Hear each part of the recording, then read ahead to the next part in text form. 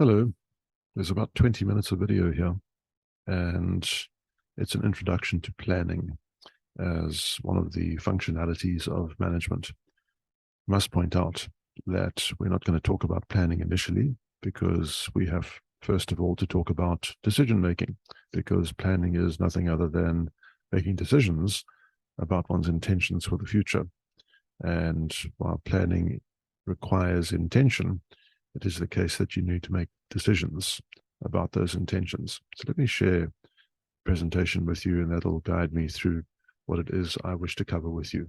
With the screen shared and now having retreated to the corner of your screen, I'm going to tell you, first of all, that we have to work to an agenda, and the agenda is the learning points that you have on your Learn 2023 page, your Moodle page. Step one is to say, what is decision making? Because that's about definitions and principles, about setting the parameters for the discussion. The second thing is to distinguish between types of decisions. In this case, programmed and non-programmed decisions. I'm going to give you a bit of a heads up here and say that in the second part of the lesson, I'm going to suggest that there are also categories of decision.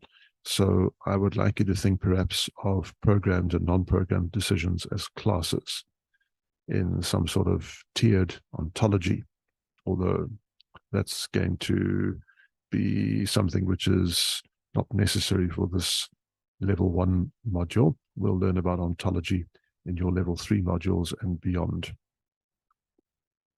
Then we're going to say, what are the steps of decision making? Because that's a process, and it'll be very, very nice, particularly if we were to define decision making in the first learning objective as a process. Then we could, in objective 3, say, well, if it is a process, and yes, I can tell you it is a process, what are the steps of that process? Then we'll contemplate, as the close or the conclusion of this video lesson, whether it's better to take decisions in group form or as an individual manager. The definition given to you by your textbook is one I don't really like. I think it is narrow and incomplete, and that means that I looked for alternatives for you, and from a psychology, the alternative I found was this one. We learn that decision making is a process. It's cognitive, but it's a cognitive process, and that results in the selection of beliefs, courses of action among several alternative options. I'm going to say that the process of selecting a belief or a course of action to follow, you know, as a human being, that our decision making is not always apparently rational. So those poor decisions we make are frequently examples simply of nothing other than failing to take into account the information necessary to establish what satisfactory alternatives are. And we do that because we are biased towards the kind of decisions that we feel good about. It's like needing to be on diet and eating anyway because it makes us feel good. Now, that's the alternative from human sites. And here's the definition from the internet. And it tells me that decision making is a process of making choices, and one does that by pursuing a process which first of all identifies a problem and gathers information and then assesses alternative resolutions. One imagines that I could put a comma here and write, and then one takes the decision and implements it. Not so? Right. That's a long one, but it's not a bad one. It says that decision making is about making choices. Great, we've got that now. Among alternative courses of action. Okay, there's that alternatives thing. Should have struck home by this time. And that might include inaction. Oh, that's a new one. We're saying over here that a decision could be doing nothing. It's quite possibly going to be irrational, but sometimes the rational choice is in fact to do nothing, like having an argument with me or your parents or a priest.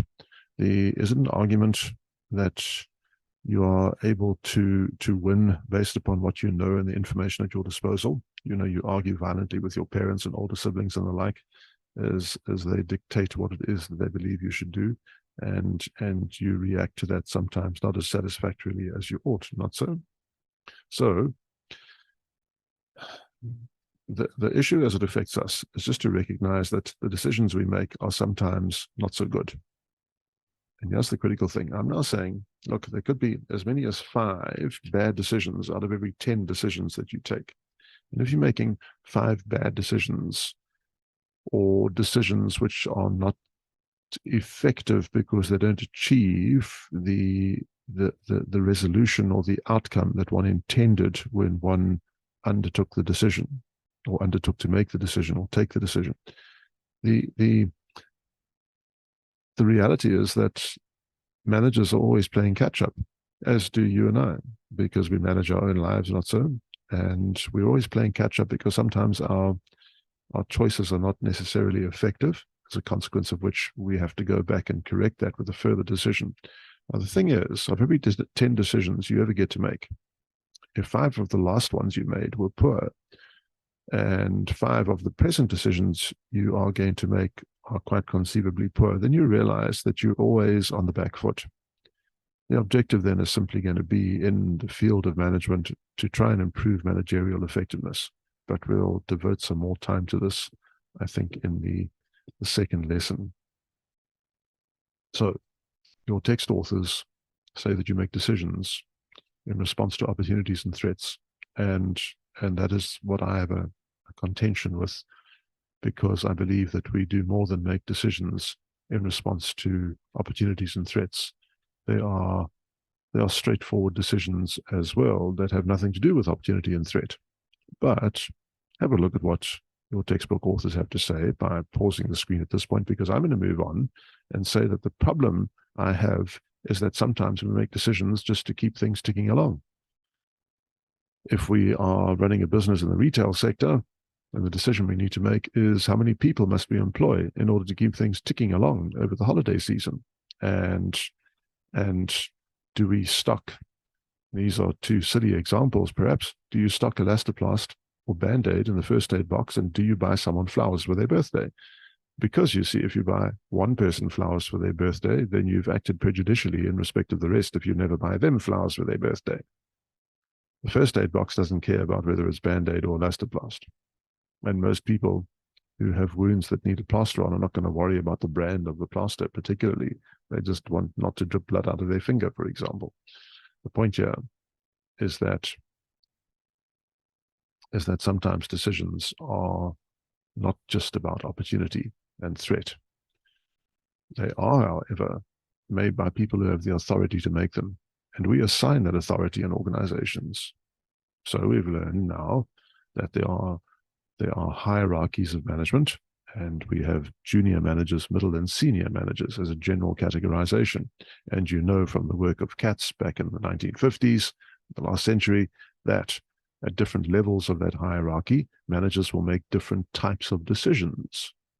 The decisions made by the executives at the very top of the organizational hierarchy are going to be about conceptual things. And those conceptual things are about being effective and being successful and being competitive in the next decade.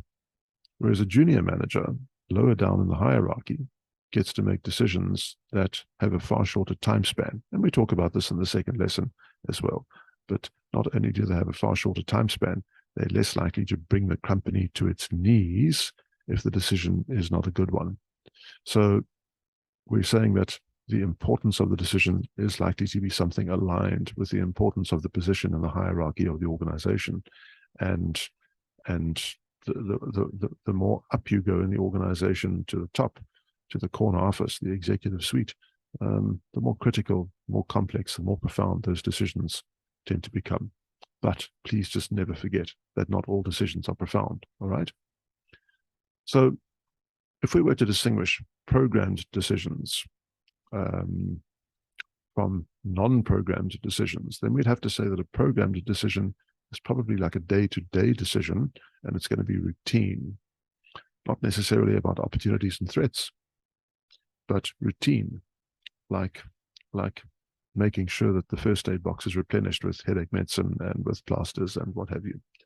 The nice thing is that as we practice our craft as managers, as we run businesses, we get to see what works and what doesn't work in particular situations. And that means we can actually create like a manual, like a guideline, a book, a procedures book that says, if A happens, then do B. And if C happens, then do D. That becomes a routinized or procedural framework by which decisions are made in organizations. We can contrast that with non-programmed decisions, and non-programmed decisions are ones that we can't create routines for, because they just arise out of the blue, so to speak. Unexpected or uncertain contexts will give rise to those decisions, and then we have to apply our brains, and not just the procedures book. And our brains means applying our intuition, what our gut tells us. But I'm not sure that those decisions are necessarily always good for business, because there's no basis upon which you can tell that they are spot on when they're made on the spot. Reasoned judgment means that you are thinking more deeply about the decision and the context, and that means that you'd anticipate that perhaps the decision is going to be a good one, but it isn't necessarily the case.